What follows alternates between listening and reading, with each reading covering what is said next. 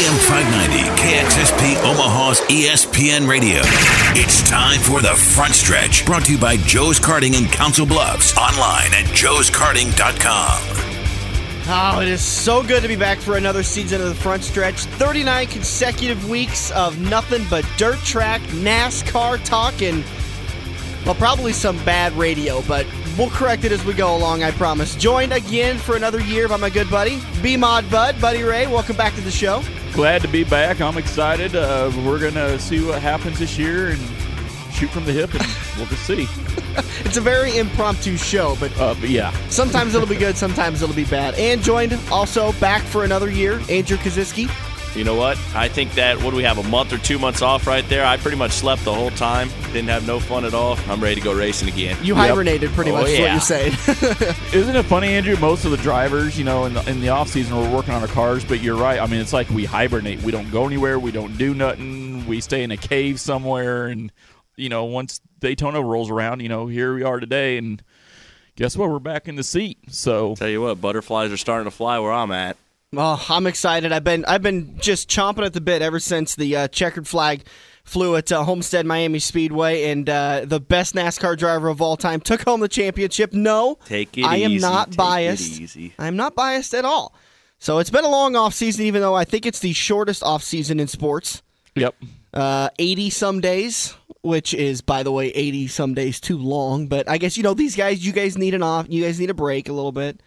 Well, we have a little bit longer than they do, but still, it seems like it's way too long for me. This year might be the longest dirt track season Nebraska, Iowa's ever seen. I mean, we've got the Cornerstone Classic in October coming up, the McCool 100 in October. I mean, there's guys, just a couple days ago that went to Abilene, Texas. Here it is February, so it's not weekly racing, but we got specials and whatnot, so there's plenty of dirt track racing to go around. Well, the Front Stretch is back again, like we said, for another season. It's presented by Joe's Karting. Get over to Council Bluffs, get yourself some fast-paced, white-knuckle racing.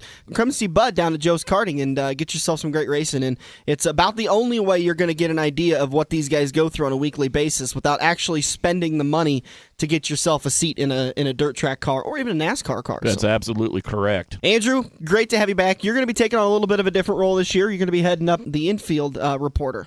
Infield reporter. You've got some great interviews and topics you're going to talk about later in the year. He doesn't look like Jamie Little. Are you kidding me? I can wear a fire suit just as good as she can.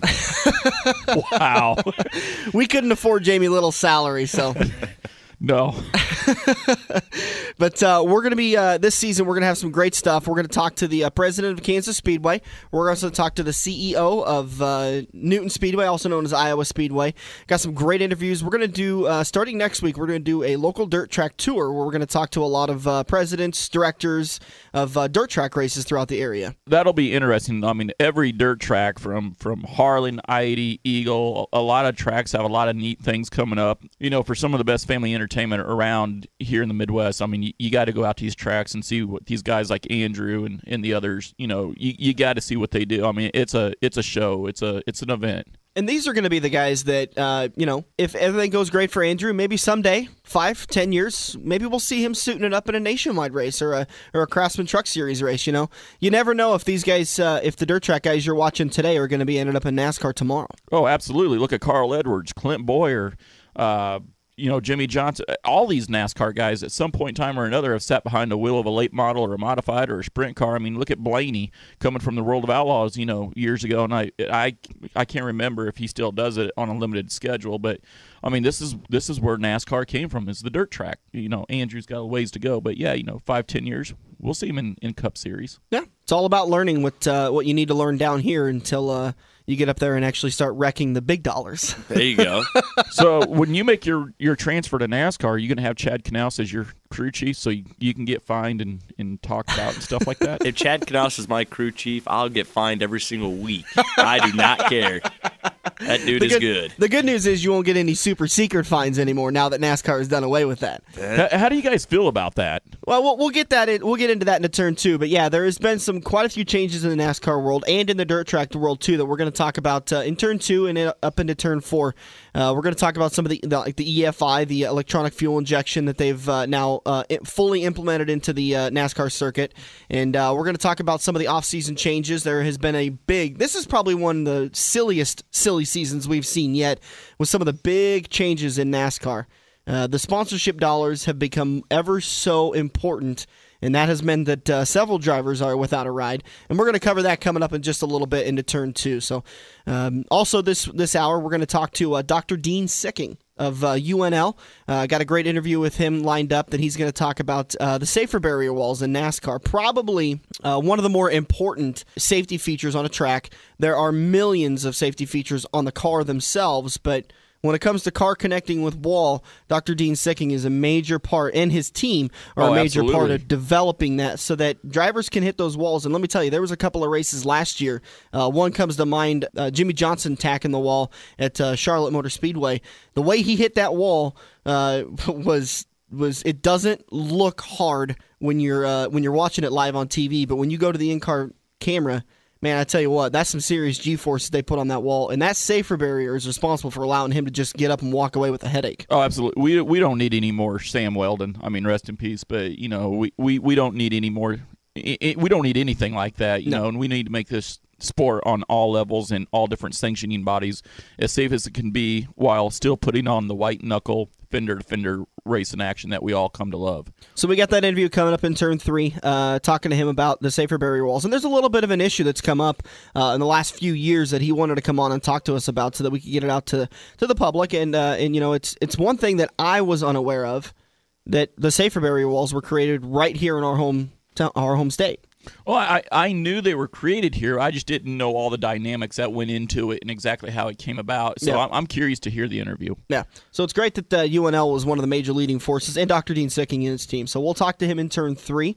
And then in turn 4, Andrew's going to be your big spotlight, where we're going to talk about the EFI, the electronic fuel injections. EFI. I don't know. You know what? We're going to bring it more up in turn 4 here. I don't know if I like it yet or not. I've seen a lot of interviews, but we'll talk about that later on the show here. Make sure you stay around. This is the Front Stretch, presented by Joe's Karting. Get to Council Bluffs. It's located next to it's Star Cinema, or is it now AMC 17? AMC. Okay, AMC Cinema. Yep. And right there in the Mid-America Center, Bass Pro Shop, the Horseshoe Casino. Yep. Can't miss it. It's right there on 24th Street in Council Bluffs, off the interstate. Get over there and do some white knuckle racing. This is the only go-kart track in the area. In the entire states of Iowa and Nebraska. Oh, really? Oh, yeah. And the best part of all, this is the thing that really made me fall in love with it, is there is no governors. No. The only governor is how well you are. The only governor you'll see on the track is Andrew driving a go-kart. Governor? Lapping the field. We'll be right back after this. This is Andrew from Kaziski Auto Parts. Kaziski Auto Parts is an insurance-quality used parts supplier that can match your foreign or domestic car or truck needs. If you have a damaged or broke-down car or truck, we guarantee a clean and quality part in next-day fashion. Kaziski Auto Parts, your neighborhood premium recycled parts supplier. Call any Kaziski Auto Parts salesman today by dialing 402-731-4592 or visit us at 5040 I Street in Omaha. Kaziski Auto Parts, our quality used parts will match your car or truck's needs. Are you ready for fast-paced, adrenaline-pumping, wheel-to-wheel racing right here in the Metro? Get to Joe's Karting in Council Bluffs and see what it's like to race real go-karts. Joe's Indoor Karting knows it's no fun to race go-karts at 10 miles an hour, so they ripped the governors out, and now the only restriction is how good you are at racing. It's full-throttle, white-knuckle racing every day of the week. Head over to joeskarting.com for hours, prices, and specials, or give Buddy a call today and set up your group races at 712-256-3075.